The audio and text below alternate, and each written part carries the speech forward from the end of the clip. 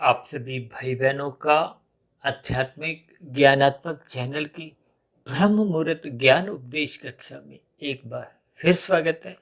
आज की चर्चा का विषय है गीता का उपदेश समझिए। उसके नीचे हमने लिखा है कर्मफल। देखिए, हमारी कर्मों पे बहुत अधिक वीडियो अब तक प्रसारित हो चुकी है और मुझे ऐसा ध्यान आ रहा है कि जब हमने लगभग 4.5 वर्ष पूर्व अपना ये आध्यात्मिक ज्ञानात्मक चैनल का शुभारंभ किया था, तो हमारी तो आरंभिक जो 6 एक वीडियो थी प्रभु की वाणी के नाम से, वो कर्मों के ऊपर ही थी। पहली वीडियो बनाई, फिर कुछ और बातें कर्मों से संबंधित रह गई, फिर दूसरी, फिर तीसरी, फिर चौथी, पांचवी, छठी। यानी कि ये कर्मों की स्थितियां इतनी सूक्ष्म है जिसको स्वयं भगवान श्री कृष्ण जी ने गीता में बार बार इसको बहुत ही एक गंभीर स्थिति समझाया। स्वयं भगवान श्री कृष्ण जी कहते हैं कि अच्छे अच्छे बुद्धिमान मनुष्य भी इस कर्मफल सिद्धांत की बारीकियों को समझ नहीं पाते। और हमने तो देखिए पाप कर्मों के ऊपर भी प्रत्यक्ष रूप से 7-8 वीडियो बनाई हैं, क्योंकि ऐसी कितनी ही स्थितियां हैं जिनको मनुष्य देखिए अपने साधारण जीवन में पाप कर्म भी समझता नहीं। ऐसे मैंने कई विषय अपने व्यक्तिगत अनुभवों के आधार पे उनको वीडियो का एक रूप दिया है ताकि बात की गहराई को हम समझें। इसलिए हमने देखिए कुछ कुछ महीनों बाद हम गीता के ऊपर प्रत्यक्ष रूप से भी कुछ ना कुछ वीडियो तैयार करते हैं, क्योंकि हर बार जो भी हम वीडियो बनाते हैं तो परमात्मा की प्रेरणा से देखिए नए नए विचार, नए नए उदाहरणों के साथ कुछ ना कुछ मन में विचार आने से वो एक नई वीडियो बन जाती है। इन सभी स्थितियों पर जैसे जैसे हम चिंतन करते हैं, विचार करते हैं, तो आपके मेरे कर्मों में सुधार आने लगता है। देखिए, कर्मों में सुधार आना ये एक आरंभिक स्थिति है और जैसे जैसे मनुष्य अपने कर्मों में सुधार ले आता है, सुधार का अभिप्राय सर्वप्रथम क्या है कि मनुष्य कम से कम पाप कर्मों से तो बचे। जैसे कहते हैं ना, आपके भरे जैसे देखिए कोई बर्तन है, उसमें जो एक छेद है, यदि हम उसमें जितना भी पानी भरते हैं उस छेद से वो नीचे जाता जा रहा है तो उसमें पानी रुकता नहीं। ठीक इसी तरह ये जो पाप कर्म है ये आपके हमारे जीवन के देखिए छिद्र हैं, विकार हैं। ये आपके हमारे जीवन को खोखला करते हैं। मिले हुए जीवन के अवसर को हम निरंतर खोते रहते हैं। हालांकि आज हमने देखिए गीता के उपदेश को समझिए कर्मफल, ये हमने सभी शब्द देखिए सफेद रंग से ही दर्शाए हैं। यानी इन सभी स्थितियों का अभिप्राय क्या है कि हम अपने जीवन में सात्विकता बढ़ाएं, सत्वगुण को बढ़ाएं, ब्रह्म मुहूर्त में उठें। ये सभी स्थितियां जब एक कर्म में आपके हमारे जीवन में बनने लगती हैं तो आपके हमारे जीवन में निश्चित रूप से एक आध्यात्मिक उन्नति के दरवाजे क्रम से खुलने लगते हैं। और यही तो मनुष्य जीवन की शुद्ध कमाई है। देखिए, भौतिक जगत में हम जितना भी धन कमा लें, उस धन की देखिए कोई विशेष एक उपलब्धि मानी नहीं जाती। इसीलिए अक्सर हम बार बार कहते रहते हैं इन गुणों के खेल को समझो, क्योंकि कर्मफल सिद्धांत की बारीकियां भी मनुष्य को तभी समझ में आती हैं जब ये प्रकृति के 3 गुण तमोगुण, रजोगुण और सतोगुण की स्थितियों को हम समझते हैं। देखिए, मैं अक्सर बार बार अपनी चर्चा में कहता रहता हूँ कि गीता को पढ़ो, गीता को पढ़ो। देखिए, गीता आपके हमारे घर में रखी हुई है, सिर्फ पड़ी हुई है। हम लाल कपड़े में उसको लपेट कर मंदिर में रख देते हैं तो अच्छी बात है, आपके हमारे एक अच्छी भावनाएं बनती हैं। लेकिन इसको पढ़ना चाहिए, पढ़ना और अच्छी बात है। फिर पढ़ पढ़ के उसको समझना है। इसलिए हमने देखिए समझिए शब्द पे ही एक विशेष जोर दिया। अक्सर मनुष्य देखिए पहले तो पढ़ता नहीं है, पढ़ता है तो रट्टा मार के केवल पढ़ता जाता है, शब्दों पे ही ध्यान जाता है। अब शब्दों की जब तक हम अर्थ नहीं समझते, फिर धीरे धीरे अर्थों से नीचे गहराई में चिंतन करते करते उनके भावार्थ नहीं समझते। देखिए, शास्त्र आपके हमारे जीवन में बदलाव क्या लाना चाहते हैं, जब तक इस बात को हम महसूस नहीं करते तो आपके हमारे जीवन में कोई विशेष सकारात्मक परिवर्तन आ नहीं पाते। देखिए आपके हमारे तीन शरीर हैं, स्थूल शरीर, सूक्ष्म शरीर और कारण शरीर। स्थूल शरीर के स्तर पर हम जितनी भी क्रियाएं करते हैं, कर्म करते हैं, क्योंकि मनुष्य जोनि तो देखिए कर्म जोनि है, साधना जोनि का एक अवसर है। और साधना तो मनुष्य के जीवन में आरंभ ही तभी होती है जब मनुष्य अपने जीवन में केवल सात्विक कर्मों को ही महत्व देता है। देखिए तमोगुण से 10 गुना अच्छा रजोगुण कहा गया है, रजोगुण से 10 गुना अच्छा सतोगुण कहा गया है। इसलिए हम बार बार कहते हैं गीता का 13वां और 14वां अध्याय पढ़ो, प्रकृति के 3 गुणों की स्थितियों को पहचानो, इनके लक्षणों को पहचानो।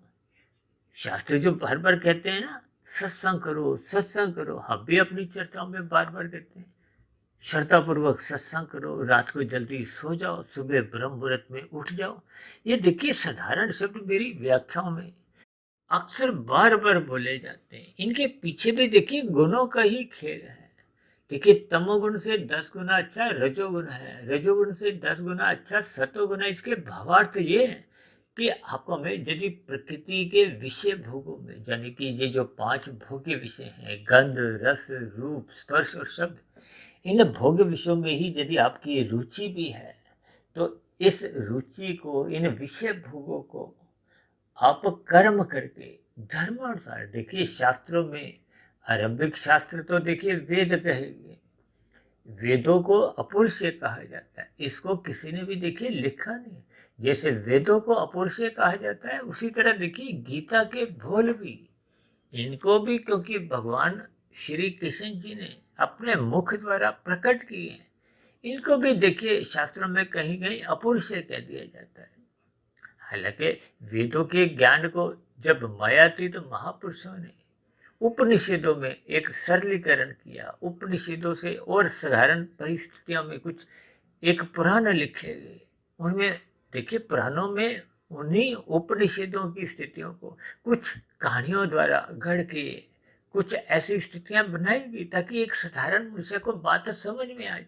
देखिए बात जब तक समझ नहीं आती, हम भी तो प्रतिदिन देखिए जो पिछले लगभग 4.5 वर्षों से लगभग अब हमने 2000 के आसपास जो वीडियो बना चुके हैं, देखिए 1930-35 वीडियो तो लगभग प्रसारित भी हो चुकी हैं।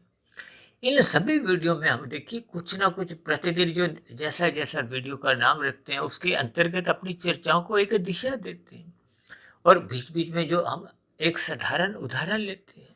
खासकर देखिए हम शाम को जो संध्या बेला ज्ञान कक्षा में कुछ भौतिक विषयों को इस सरल रूप में लेते हैं कि बात आपको में समझ में आ जाए। उन भौतिक विषयों को ही फिर हम शास्त्रों की सैद्धांतिक बातों से जोड़कर समझाते हैं, क्योंकि सैद्धांतिक बातों में देखिए प्रकृति के 3 गुणों की बार बार चर्चा आती है। देखिए मूलभूत रूप से तो 3 ही तत्व हैं, एक माया है, माया को हो, प्रकृति के 3 गुण को, सब एक ही बात है। एक आत्मा है और तीसरा तत्व परमात्मा है। कहीं कहीं शास्त्रों में देखिए एक ही तत्व परमात्मा को ही कहा गया है। ये जो आत्मा और ये जो माया है, ये परमात्मा की ही 2 शक्तियां हैं। माया को देखिए जड़ है, इसलिए उसको अपराशक्ति कहा जाता है। जीव क्योंकि चेतन है, इसको पराशक्ति कहा जाता है। आत्मा और परमात्मा का देखिए सजातीय संबंध है, ये दोनों चेतन सत्ताएं हैं, जबकि माया का हमारा सजातीय संबंध है ही नहीं। इसलिए तो देखिए आत्मा का कहीं भी दूर दूर तक प्रकृति के विषय भोगों में कोई रुचि नहीं होती। ये रुचि तो देखिए स्थूल शरीर की होती है, क्योंकि स्थूल शरीर देखिए ये माया का ही बन है। ये जो आपके मेरे 3 शरीर हैं, स्थूल शरीर, सूक्ष्म शरीर और कारण शरीर, देखिए मृत्यु स्थूल शरीर की होती है। माता के गर्भ में भी ये स्थूल शरीर का ही निर्माण प्रक्रिया आरंभ होते होते 9 माह में आपका हमारा शरीर एक पूर्ण स्थिति में आकर एक शिशु रूप में जन्म लेता है। कुछ समय तक देखिए शिशु काल की अवस्था रहती है, 2, 2.5, 3 वर्ष तक। फिर बचपन अवस्था आरंभ हो जाती है, फिर किशोर अवस्था 14-15 साल से आरंभ हो जाती है, फिर 25 वर्ष के आसपास देखिए युवावस्था आरंभ हो जाती है, 40-45 वर्ष तक ये युवावस्था बनी रहती है, फिर प्रौढ़ अवस्था आरंभ हो जाती है, और प्रौढ़ अवस्था के बाद फिर देखिए वृद्धावस्था, और फिर अंतिम स्थिति क्या है, मृत्यु। यानी कि पृथ्वी जल अग्नि वायु आकाश, इन 5 तत्वों का आपका मेरा ये स्थूल शरीर बनता है। जीवन में कुछ ये कर्म करता है, साधना करने के एक अवसर को हम जितना चाहे इस्तेमाल में ले सकते हैं, और यदि नहीं तो फिर कर्मों के आधार पे जैसी जैसी कारण शरीर में स्थितियां बनती हैं, उसके आधार पे फिर अगली जोनि का निर्धारण होता है। आप भाई बहनों को हो सकता है ध्यान हो, हमने एक चर्चा रखी थी लगभग 3-3.5 वर्ष पहले, मनुष्य के मरने के बाद का अगला जन्म। उस वीडियो में हमने विस्तार से इन सभी स्थितियों पर चर्चा की थी, क्योंकि जब जब आप और हम देखिए सखाम भाव से कर्म करते हैं, और कलयुग का वातावरण है। अब कलयुग में तो देखिए लगभग मनुष्यों के जो जितने भी कर्म होते हैं, उनमें विशेष रूप से देखिए सकामता, फल पाने की इच्छा बनी रहती है। सकामता का अभिप्राय क्या है कि फल पाने की इच्छा।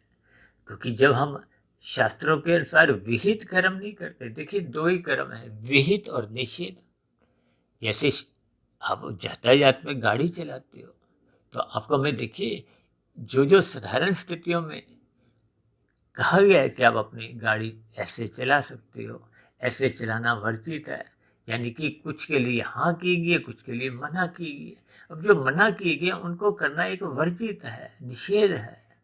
अब कोई मोबाइल चलाते हुए, अपने बात करते हुए गाड़ी नहीं चला सकता। अब कोई चलाता है तो उसका चालान कटता है। अब लाल बत्ती पे रुकना अनिवार्य है, यदि आप नहीं रुकते तो आपके हमारे चालान कटते। लेकिन ये बहुत ही एक साधारण सी स्थिति है। अब इन सभी स्थितियों को मनुष्य को समझना होता है। देखिए आपका हमारा लाइसेंस बनता है ना, तो उस पर हम एक हस्ताक्षर करते हैं कि मैं यातायात के नियमों का पालन करूंगा, समय समय पे जो बदलाव आएगा उनका भी पालन करूंगा। ऐसे ही तो हम मनुष्य योनि में देखिए एक घोषणा करते हैं। परमात्मा ने प्रकृति की व्यवस्था द्वारा आपको में जो मनुष्य योनि का एक विशेष अवसर दिया। इसलिए तो भगवान श्री कृष्ण जी ने गीता में अर्जुन के रथ को ही एक स्थूल शरीर का नाम दिया। अब रथ की तो देखिए उतनी ही महत्ता जितनी आज देखिए कार की है। इन सभी स्थितियों के आपको मैं भावार्थ समझने हैं।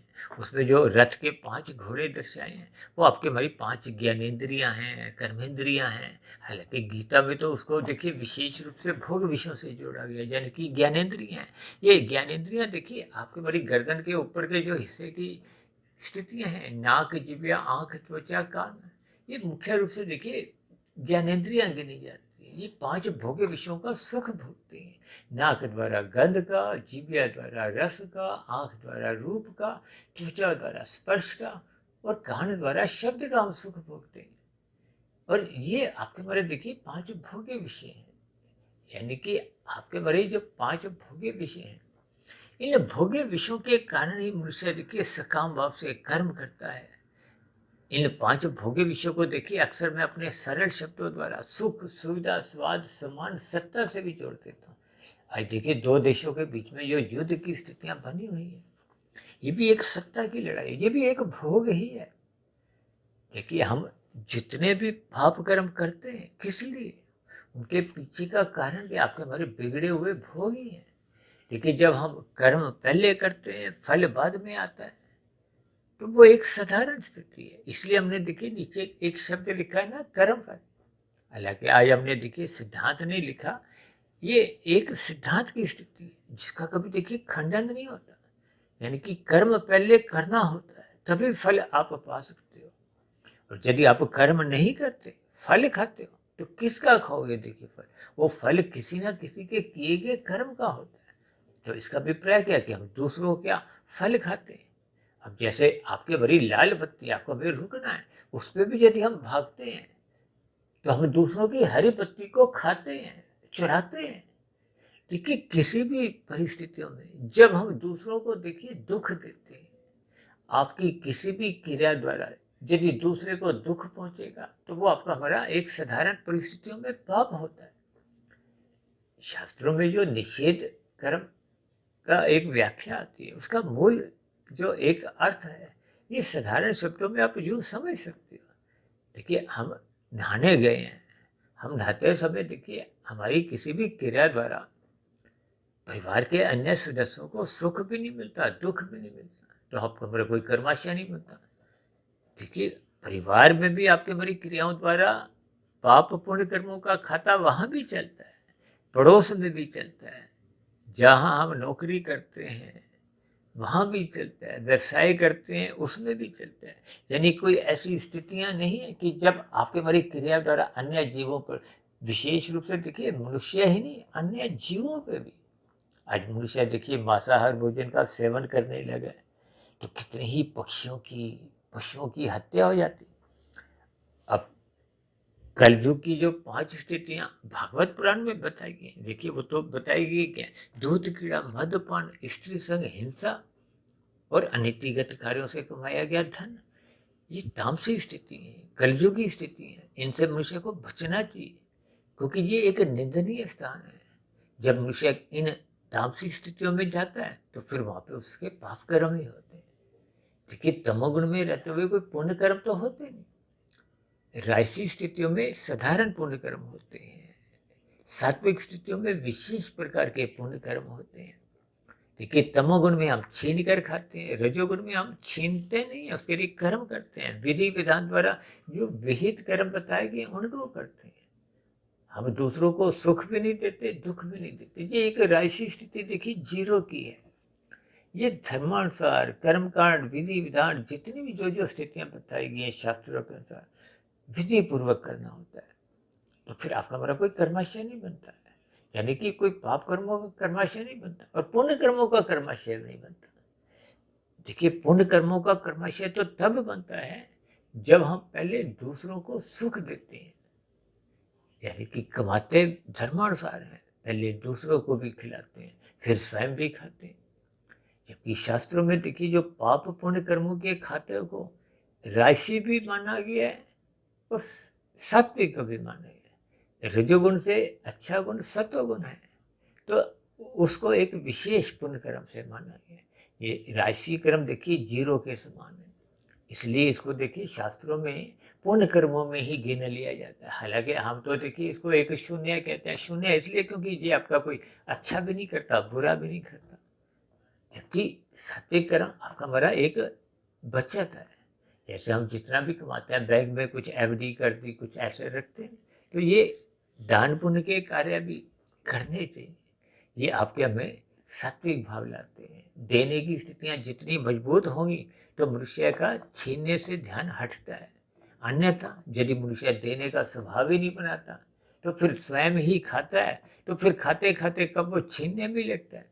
अब छीनता तभी है जब वो खाते खाते नए कर्म करता नहीं है और भोगों के जो व्यसनी उसकी आदत बन जाती है, लोलुपता बन जाती है, आसक्ति आ जाती है, प्रमाद में आ जाता है। अब प्रमाद में देखिए ये शास्त्रों में क्या क्या लिखा है, इन बातों को मनुष्य इनकी उपेक्षा कर देता है। अब उपेक्षा से ही शास्त्रों में देखिए रजोगुण के प्रति उपेक्षा शब्द आता है, उदासीनता। सत्वगुण की प्रशंसा करो, रजोगुण की उपेक्षा करो, उदासीन रहो। यानी कि ये विषय भोगों के प्रति अपनी एक रस बुद्धि मत बनाओ। ये रस बुद्धि ही मनुष्य से कब तमोगुण में गिराते हुए पाप कर्म करवाती है, मनुष्य को इसका बोध नहीं होता। इसलिए तो बार बार कहा गया है कि रजोगुण में उछल कूद मत रखो। और आज संसार में देखिए मनुष्य जिन लोगों के पास रजोगुण अधिक है, संसारी उपलब्धियां अधिक हैं, धन दौलत अधिक है, उनसे ही संबंध बनाना चाहते हैं। अब जिनके पास देखिए ज्ञान की स्थिति है, सत्वगुण अच्छी स्थिति में है, उनसे मनुष्य संबंध नहीं रखता, क्योंकि वो ज्ञान को कोई विशेष लाभ समझता ही नहीं।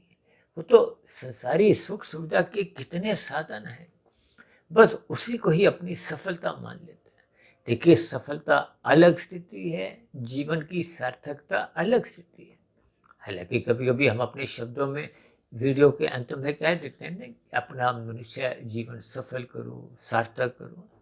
इन दोनों शब्दों के जो सूक्ष्म अर्थ है, देखिए सफल होने का अभिप्राय क्या है कि जब हम अपने भौतिक स्तर को, यानी कि भौतिक उपलब्धियों में कामयाब हो जाते हैं। देखिए यहाँ कहीं भी कोई भौतिक स्तर पर पाई हुई धार्मिक उपलब्धियां धर्मानुसार उनकी कोई निंदा नहीं, लेकिन मनुष्य जोनि तो देखिए एक साधना के लिए मिला है। साधना करने का अभिप्राय क्या है कि हम जितना जितना परमात्मा की नजदीकियां प्राप्त करते हैं।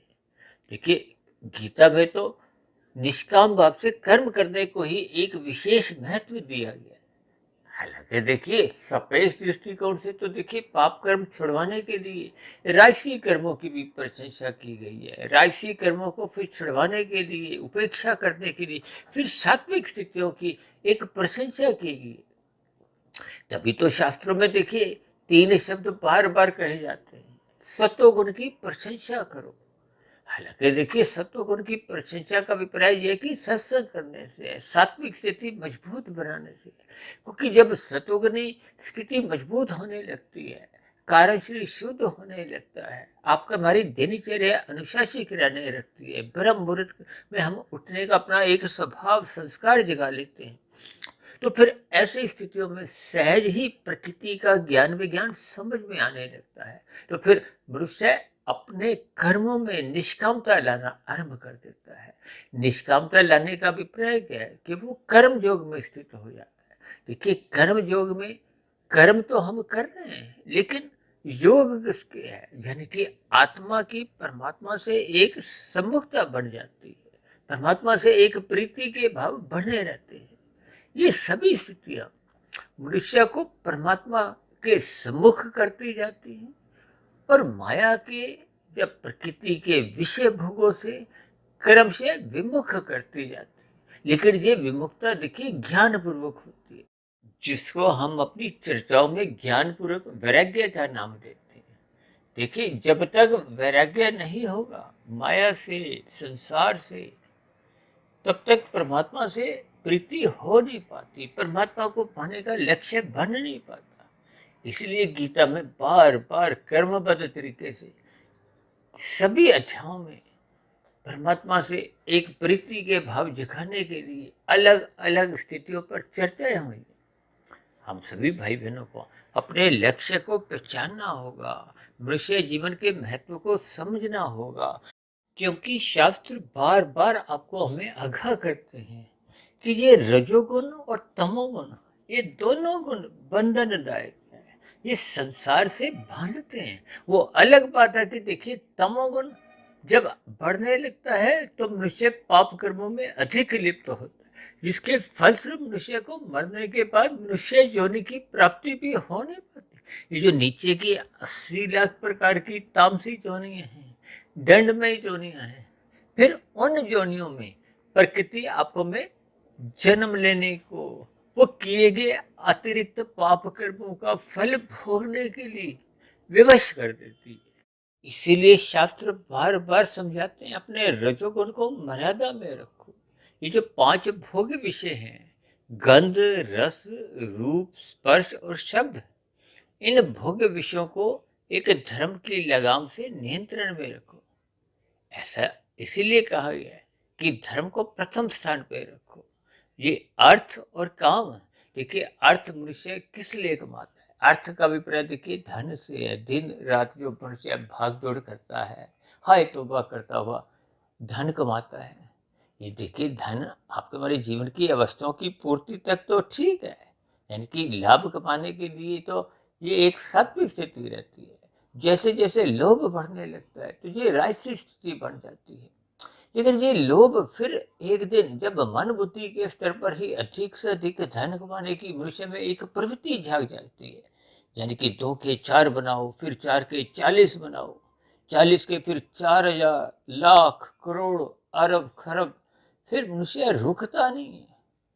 ये स्थितियां अक्सर आप संसार में कहीं कहीं देखोगे। वो अलग बात है कि देखिए सभी मनुष्य उन स्थितियों में भागते हुए दिखाई देते हैं, लेकिन वहां तक पहुंच नहीं पाते। अब ऐसी स्थिति में मनुष्य देखिए वो लोभ से जो संग्रह वृत्ति उसमें जागती है, उस संग्रह में वो कितने ही अनीतिगत कार्य करता रहता है, पाप कर्म करता रहता है, कानूनों का भी उल्लंघन करने में हिचकता नहीं। ये सभी स्थितियां बहुत ही व्यवहारिक है। इसीलिए तो शास्त्रों में ये विशेष रूप से भागवत पुराण में देखिए कलयुग की 5 स्थितियों का वर्णन आता है। ये है धूत कीड़ा, मद्यपान, स्त्री संग, हिंसा और अनीतिगत कार्यों से कमाया गया धन।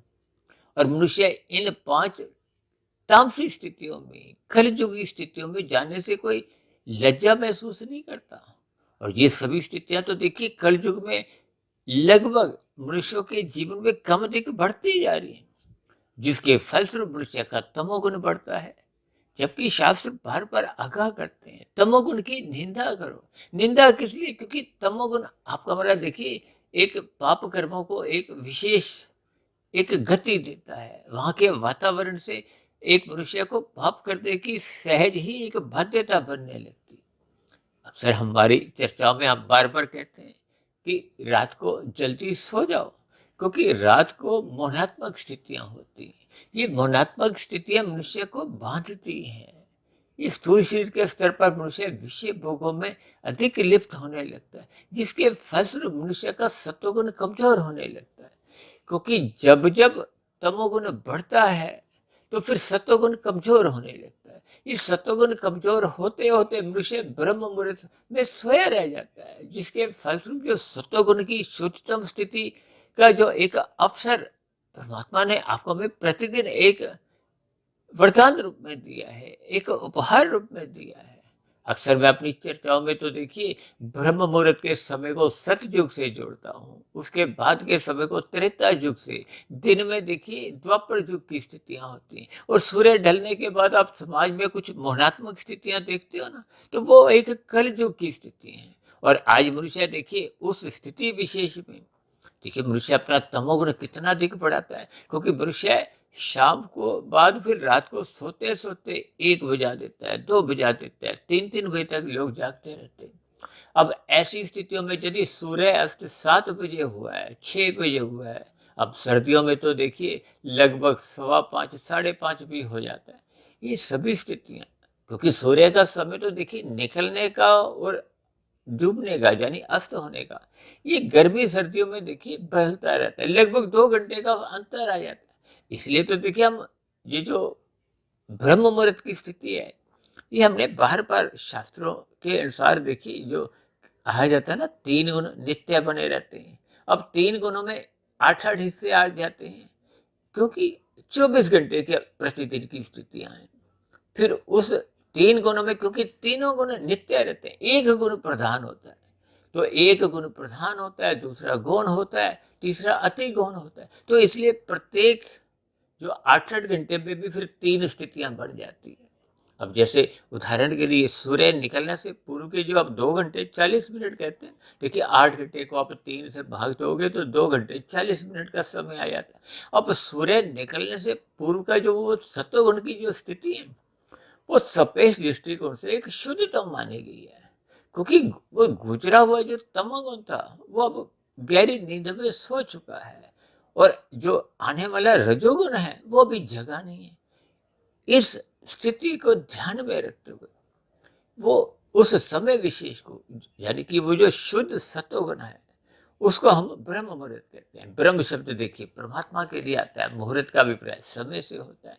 देखिए मैं जितनी भी बातें रखता हूँ वो शास्त्रों पे सैद्धांतिक बातों पे आधारित होते हुए वो तर्क संगत तरीकों से जैसे जैसे परमात्मा हमें ब्रह्म मुहूर्त में प्रेरणा देते हैं।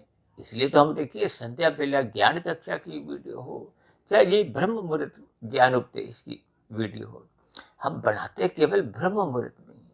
और अब तो हमने देखिए प्रश्नोत्तर ज्ञान कक्षा में भी कुछ 2 ढाई 3 मिनट की वीडियो बनाना आरंभ किया है, जिसमें हम कुछ कठिन शब्दों को ले लेते हैं या कुछ मुख्य जो एक विशेष चर्चा के बिंदु होते हैं उन पर थोड़ी एक संक्षेप में एक लघु उत्तर देते हुए या आप भाई बहनों के प्रश्नों को भी ले लेते हैं।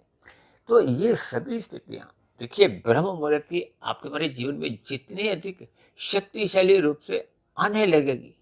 इसलिए तो देखिए परमात्मा के आशीर्वाद से लगभग पिछले 25 वर्षों से मैं 1-1:30 बजे तक उठ जाता हूँ, ताकि ये ब्रह्म मुहूर्त का समय अधिक लंबा होते होते ये आपकी बड़ी सात्विक स्थिति मजबूत करता है। जितनी अधिक सात्विक स्थिति मजबूत होती है ये एक नींव का काम करती है। इस मजबूत नींव पे ही ये जो कर्म योग ज्ञान योग भक्ति योग रूपी इमारतें हैं, जिसको भगवान श्री कृष्ण जी ने विशेष रूप से गीता में अर्जुन के माध्यम से आपको मैं समझाया है, वो फिर इमारतें पक्के स्तर पर बन जाती है। देखिए आजकल तो बहुमंजिला इमारतों का एक प्रचलन सा हो गया है। अब यदि नींव मजबूत नहीं होगी तो फिर ये जो छोटे मोटे भूकंप आते हैं तो फिर इनसे इमारतें ढह जाती हैं। इसी तरह तो देखिए हम अक्सर कहते हैं ना, जिनका रजोगुण और तमोगुण की स्थितियां होती हैं उनके जीवन में देखिए ये छोटे मोटे जो दुख आते रहते हैं, तो ऐसे मनुष्य का सत्वगुण हिल जाता है। वो किया गया सत्संग उनका मिटने लगता है, क्योंकि उनकी एक श्रद्धा कहो, एक नींव, सात्विक नींव मजबूत बन नहीं पाती। फलस्वरूप परमात्मा की सम्मुखता बन नहीं पाती। इसलिए तो अधिकांश लोग देखिए कर्म कांडों में ही उलझे रहते हैं, वो आगे बढ़ नहीं पाते। देखिए शास्त्रों में भी कर्म कांड की कोई निंदा नहीं है, मैं भी कोई उसकी निंदा नहीं, ये तो ज्ञान पूर्वक स्थितियों को सपेश दृष्टिकोण से हम समझाने का एक प्रयास करते हैं। तभी तो शास्त्र कहते हैं तमोगुण की निंदा करो, क्योंकि तमोगुण की निंदा इसलिए कहा गया है क्योंकि ये आपको में पाप कर्म करने में बाध्य करता है। और रजोगुण की उपेक्षा इसलिए कहा गया है ताकि आपके मारे ये जो 5 भोग्य विषय अमर्यादित नहीं हो।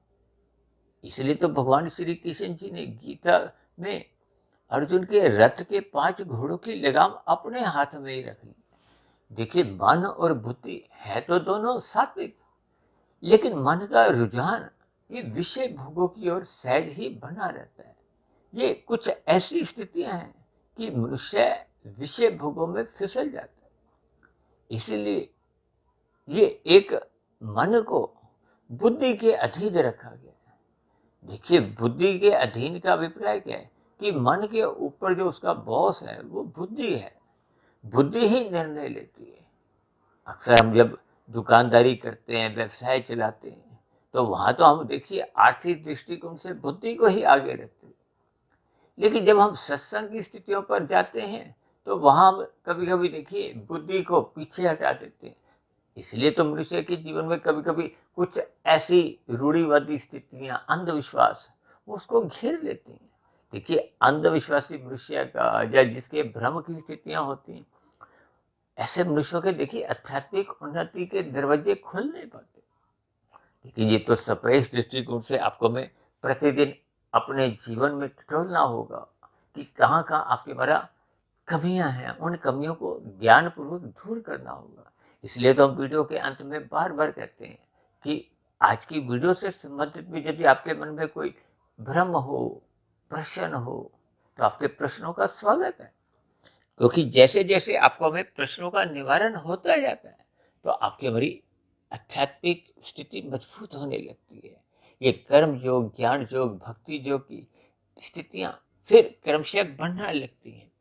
तो फिर आपके बारे जीवन में देखिए भौतिक स्तर पर जब जब दुख भी आते हैं तो फिर आपके बारे जो एक आध्यात्मिक यात्रा है वो रुकती नहीं है। इसलिए हम देखिए गीता के ज्ञान को एक विशेष महत्व इसलिए देते हैं क्योंकि इसमें यथार्थ ज्ञान है। प्रकृति के 3 गुणों की विशेष चर्चा देखिए गीता के 13वें और 14वें अध्याय में। अक्सर मैं तो अपनी आप भाई बहनों से विनती करता रहता हूँ, क्योंकि मेरे सभी वीडियो में जो अब तक लगभग 2000 के आसपास पहुंचने वाली है, इन सभी वीडियो में प्रकृति के 3 गुणों की ही विशेष चर्चा होती है। क्योंकि भगवान श्री कृष्ण जी इन 3 गुणों के ज्ञान को ही गूढ़तम ज्ञान कहते हैं। यानी कि आध्यात्मिक स्थितियों में ये एक गूढ़तम ज्ञान है। इन ज्ञान की स्थितियों पर ही हमारी सभी वीडियो आधारित है, 3 गुणों पे ही आधारित है। इन 3 गुणों से ही आपके मेरे 3 शरीर बनते हैं। देखिए जन्म तो बार बार स्थूल शरीर का होता है, जब तक आपका मेरा कारण शरीर पूर्ण रूप से शुद्ध नहीं होता, सत्व सात्विक नहीं बन जाता। देखिए जब उसमें रजोगुण और तमोगुण के ये जो आवरण है वो समाप्त नहीं होते। देखिए तमोगुण को मल से जोड़ा जाता है। अब मल तो देखिए एक निष्क्रिय पदार्थ है जो आप और हम देखिए सुबह उठने के बाद सबसे पहले आपका हमारा यही प्रयास होता है कि किसी तरह पेट पहले साफ हो। देखिए जब पेट जिनके खराब नहीं होते उनको कब्ज की स्थितियां होती हैं, कुछ असहज स्थितियां उत्पन्न होती हैं। देखिए कोई भी स्थिति जो मल रूपी है उसको हमने त्याग अगर नहीं करते तो फिर वो दूषित स्थितियां, रोग की स्थितियां उत्पन्न करती। इसी तरह जिनके अंतःकरण में देखिए मन, बुद्धि, चित्त, अहंकार की स्थितियों में एक दूषित स्थितियां होती हैं, तामसी राजसी स्थितियां होती हैं, तो उनका एक दूषित प्रभाव को देखिए, जब अंतःकरण दूषित होगा तो फिर कर्मों में भी सुधार आ नहीं पाता। फिर मनुष्य इन 5 कलयुगी स्थितियों में जाने से अपने आप को रोक नहीं पाता। आजकल तो देखिए ब्याह शादियों में ही मांसाहार भोजन का एक सेवन होने लगा है। मद्यपान की स्थितियाँ आप देखिए, एक छोटे-मोटे जो एक समारोह होते हैं, वहाँ भी इनकी स्थितियाँ बनने लगी। तो ये सभी स्थितियाँ मनुष्य को अचेत करती हैं। आज जो देखिए भारत जैसे आध्यात्मिक देश में ऐसे कितने ही लोग देखिए गुटखा, तंबाकू खाते हैं, और फ़िल्मी सितारे देखिए इनका बढ़-चढ़ के इनका प्रचार भी करते हैं। देखिए ऐसे फ़िल्मी जगत की जो बड़ी-बड़ी हस्ती हैं, जिनके पास देखिए करोड़ों अरबों रुपए पहले ही रखा हुआ है, वो मात्र देखिए ज्ञान के अभाव में कुछ करोड़, 5-10 करोड़ रुपए के लिए देखिए ऐसे गलत प्रचार भी करते हैं। देखिए जब एक बड़ा अभिनेता कोई एक तंबाकू जैसी स्थितियों का, या चाहे उसको देखिए आप मीठी सुपारी का भी नाम दो, किसी भी स्थिति में जब इन स्थितियों का प्रचार होता है तो युवा वर्ग जो का देखिए रजोगुण प्रधान होता है, सतोगुण ज्ञान में स्थितियां होती नहीं है। तो ऐसे मनुष्य देखिए फिर भटकाव की स्थितियों में आ जाते हैं, उनका रजोगुण बिगड़ने लगता है। और जब जब रजोगुण किसी का भी बिगड़ता है तो वो गिराता तमोगुण में है। फिर तमोगुण में गिरने पे और भी भयानक स्थितियां बनती हैं। इन सभी स्थितियों पर मनुष्य विचार नहीं करता। देखिए जब हम किसी को अच्छे मार्ग पर ले जाते हैं तो आपका हमारा एक पुण्य कर्मों का कर्माशय बनता है, या आपकी हमारी सात्विक स्थिति मजबूत होती है। और यदि हम किसी का देखिए मार्ग एक राजसी या तामसी दिखाते हैं, यानी कि दूसरों को हम भटकाव की स्थितियों में लाते हैं, तो फिर आपका हमारा कर्माशय भी कोई अच्छा नहीं बनता। इसीलिए तो हम अपनी चर्चाओं में कहते रहते हैं कि मनुष्य ने खाने तो देखिए 100 रुपए हैं, धर्मानुसार उसने 1000 रुपए पहले ही कमा चुका है, फिर भी ऐसी स्थितियों में वो देखिए लाख रुपए हेरा फेरी द्वारा कमाता है। तो फिर जिसको खाना ही नहीं है, मात्र रखना है, तो फिर ऐसी स्थिति में वो जो कमाए गए गलत कार्यों से, पाप कर्मों का जो इकट्ठा किया गया धन है, वो आपको में नीचे की जोनियों में जाने को फिर भत्ते कर देता है। देखिए इन सभी स्थितियों पर आपको हमें चिंतन करना होगा।